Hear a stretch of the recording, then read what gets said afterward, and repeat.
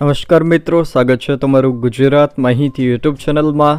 આજના તાજા અને મહત્વના આપ સૌનો ઉપયોગી એવા 20 મોટા સમાચાર વિશે વિડીયોમાં વાત કરીશું, તો છેલ્લે સુધી જોતા રહેજો। આજના સૌથી પહેલા સમાચાર વિશે વાત કરીએ તો ગુજરાતમાં આગામી 24 કલાકમાં ઠંડી વધશે।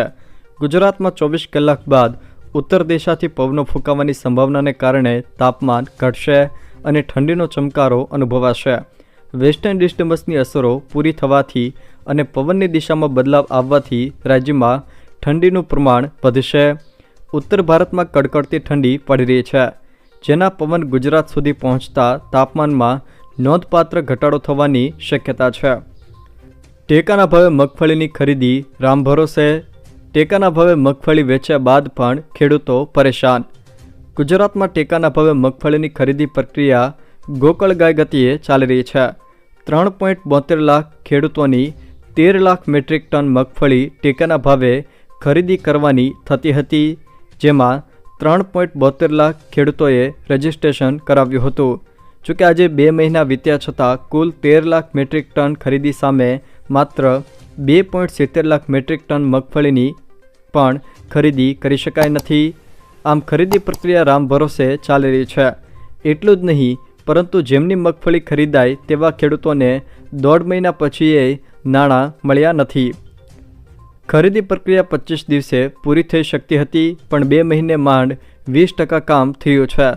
બારદાન, ગોડાઉન, ટ્રાન્સપોર્ટેશન, મજૂરોના અભાવ જેવા બહાના હેઠળ દિવસે 33% જેટલી ખરીદી બંધ રહે છે। આ પ્રક્રિયામાં ઝડપ લાવવા માટે રાજ્યના મુખ્યમંત્રી તેમજ કૃષિમંત્રીને પત્ર લખાયો છે।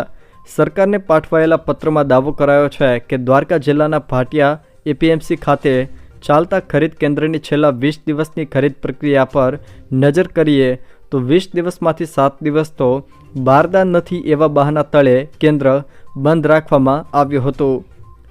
ગુજરાત સ્થાનિક સ્વરાજ્યની ચૂંટણી પહેલાં મોટા સમાચાર। શું આમ આદમી પાર્ટી અને કોંગ્રેસ વચ્ચે ગઠબંધન થશે?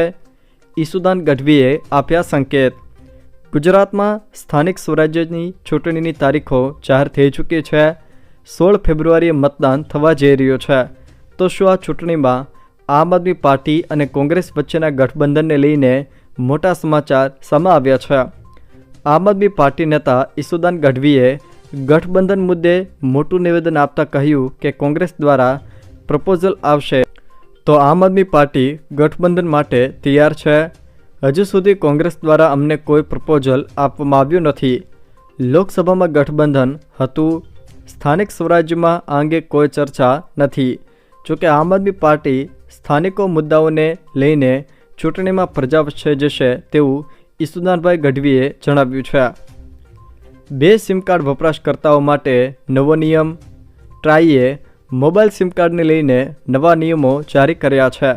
આ અંતર્ગત રિચાર્જ ન કરાવવા પર પણ સિમ કાર્ડ 90 દિવસ સુધી કામ કરતું રહેશે।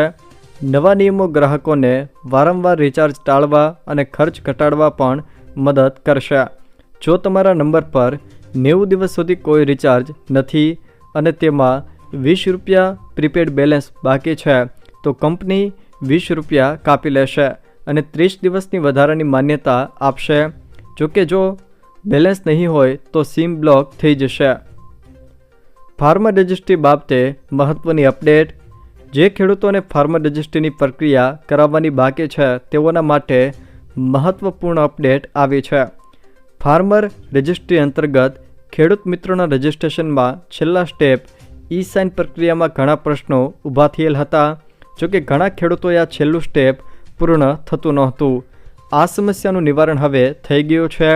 આથી હવે ઈ સાઇન પ્રક્રિયા સારી રીતે થઈ શકશે। પ્રજાસત્તાક દિવસને લઈને સરકાર દ્વારા મોટો નિર્ણય। હાલ દેશભરમાં પ્રજાસત્તાક દિવસની તૈયારીઓ ચાલી રહી છે, ત્યારે ગુજરાત સરકારે તેને લઈને મોટો નિર્ણય કર્યો છે। સરકારે ખાસ ધ્યાન રાખતા શાળાના બાળકો કાર્યક્રમમાં ભાગ લઈ શકે તે માટે 26 જાન્યુઆરી રવિવારે પણ એસટી બસના વિદ્યાર્થી પાસ ચલાવવાની મંજૂરી આપી છે। રાજ્ય ગૃહમંત્રી હર્ષ સંઘવીએ મીડિયા પર આ માહિતી જણાવી છે। નવેમ્બરમાં ઈપીએફઓએ કુલ 14.63 લાખ સભ્યો ઉમેર્યા। કર્મચારી ભવિષ્ય નિધિ સંગઠને નવેમ્બર 2024 માટે પગારપત્રક ડેટા જાહેર કર્યો છે। આ અંતર્ગત એવું કહેવામાં આવી રહ્યું છે કે નવેમ્બર 2024માં EPFOએ પોતાની સાથે કુલ 14.63 લાખ સભ્યો ઉમેર્યા છે। આ દર્શાવે છે કે નવેમ્બરમાં ચોખ્ખા સભ્યોની સંખ્યા પાછલા મહિને એટલે કે ઓક્ટોબર 2024ની સરખામણીમાં 9.07%નો વધારો થયો છે। સોનાના ભાવે તમામ રેકોર્ડ તોડ્યા। સોનાનો ભાવ ઓલ ટાઈમ હાઈ પર પહોંચ્યો છે। India Boolean and jewellers association અનુસાર 24 કેરેટ સોનાના 10 ગ્રામનો ભાવ 689 રૂપિયા વધીને 80,182 રૂપિયા થઈ ગયો છે। ગઈકાલે 79,453 રૂપિયા હતો। જોકે ગયા વર્ષે 30 ઓક્ટોબરે સોનાનો ભાવ 79,681 રૂપિયાના ઓલ ટાઈમ હાઈ પર પહોંચ્યો હતો। તો ચાંદીનો ભાવ પણ 663 રૂપિયા વધીને 91,167 રૂપિયા પ્રતિ કિલો થયો છે। ચૂંટણી પહેલાં ભાજપમાં ગાબડું। સ્થાનિક સ્વરાજ્યની ચૂંટણી પહેલાં ભાજપમાં ગાબડું પડ્યું છે। ચોરવાડ શહેરમાં સ્થાનિક સ્વરાજ્યની ચૂંટણી પહેલાં ગાબડું।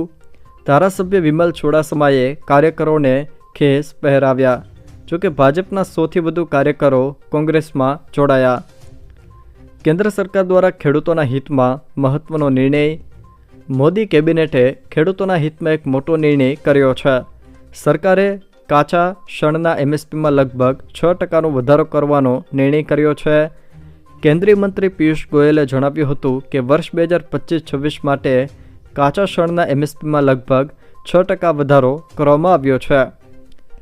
ટેકાના ભાવે મગફળીની ખરીદીમાં ગોલમાલ પર રાજકારણ ગરમાયું।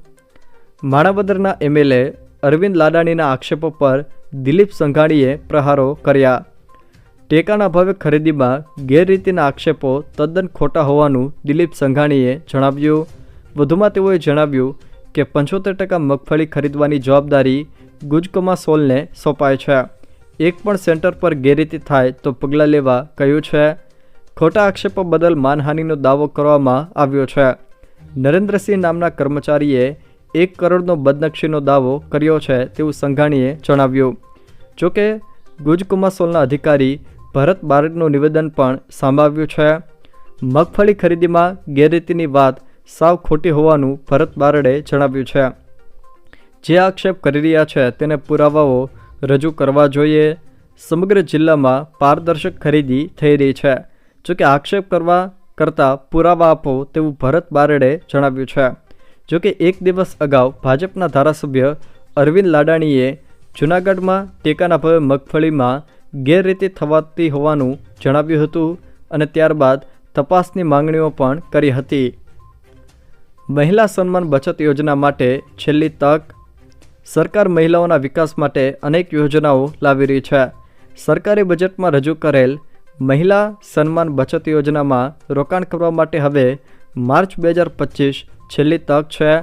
આ યોજનામાં મહિલાઓ બચત કરી ત્રિમાસિક ચક્રવૃદ્ધિ વ્યાજ મેળવી શકે છે। 2 વર્ષની આ યોજનામાં મહિલાઓને બેંક કરતાં વધુ 7.5% વ્યાજ મળે છે। ઓછામાં ઓછા ₹1,000 અને વધુમાં વધુ 2 લાખ રૂપિયા રોકાણ કરી શકાય છે। હવે તમે જાતે જ PFની રકમ ટ્રાન્સફર કરી શકશો। EPFOના ખાતેદારોને રાહત।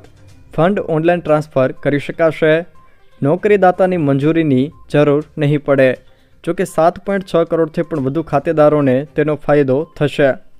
EPFOના 7.6 કરોડથી પણ વધુ ખાતેદારોએ હવે પોતાના નામ કે જન્મ તારીખ જેવી વ્યક્તિગત માહિતીઓ સુધારવા માટે કે EPF ટ્રાન્સફરનો ક્લેમ કરવા માટે EPFO કચેરીના ધક્કા નહીં ખાવા પડે। EPFOના સભ્યો હવે નોકરીદાતાના વેરિફિકેશન કે રિટાયરમેન્ટ ફંડ બોડીની મંજૂરી વગર જ પોતાના નામ અને જન્મ તારીખ જેવી વ્યક્તિગત વિગતોમાં ઓનલાઈન સુધારો કરી શકશે। આ ઉપરાંત તેઓ ઓનલાઈન EPF ટ્રાન્સફર ક્લેમ પણ કરી શકશે। રાશન કાર્ડ ધારકો માટે E-KYC અંગે મહત્વનો નિર્ણય। રેશન કાર્ડ E-KYC કરાવવાની મુદત વધારીને હવે 31 માર્ચ કરાઈ।